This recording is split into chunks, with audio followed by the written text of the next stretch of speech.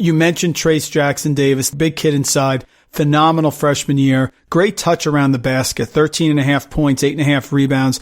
Certainly him returning, I think, is a game changer, Zach. I wrote in my postseason sort of player-by-player wrap-ups that there's nobody more important to next winter for IU than Trace Jackson Davis.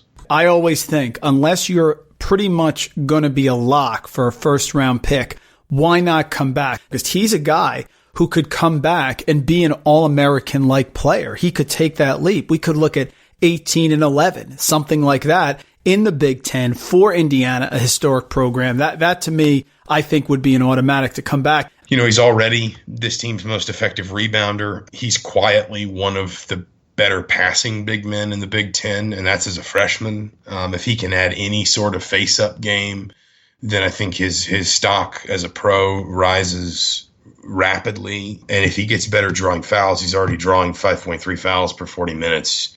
You know, shot almost 170 free throws last season. If he gets better there, it becomes very difficult to manage him, especially when you look around the Big Ten and you see that John Teskey's leaving, Daniel Ituru is leaving, Xavier Tillman is leaving, Jalen Smith is leaving. But suddenly, Trace Jackson Davis moves very quickly up the pyramid in terms of best big men in the league. And now next year, big year for Archie Miller, year 4. Players coming in here, can they make an impact next year and sort of right away get this team off to a solid start, which I think year 4 for any coach really is critical. 3 pretty different players. I've only seen Geronimo in highlights. He plays out east. He plays, I think he's actually from New Jersey, but he plays prep ball in New Hampshire. A late riser, somebody that picked up a bunch of offers after July last year.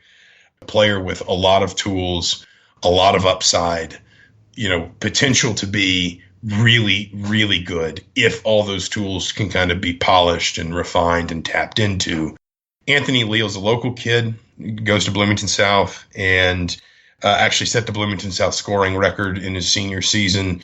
Good shooter. He's gotten better scoring off the bounce. You know, a 4-year player, a guy that's going to be around for Indiana, you know, kind of for a long time. And then Trey Galloway is his AAU teammate, is the AAU teammate of his that is signed. He doesn't shoot the ball as well. He probably puts it on the floor better. He's probably more explosive. I think he can be very good defensively and rebounding for his position as time goes on. I think he's going to turn out to be a really, really good player. And then the variable 4th option is a kid named Christian Lander, who's also a 2021 commit, played up a year, played AAU ball with Leal and Galloway. Lander is trying to reclassify. Now, obviously, I think he has said even since schools went online and everything kind of shut down that his intention is to try and reclassify. But Lander's a top 10 player, number 1 point guard in 2021.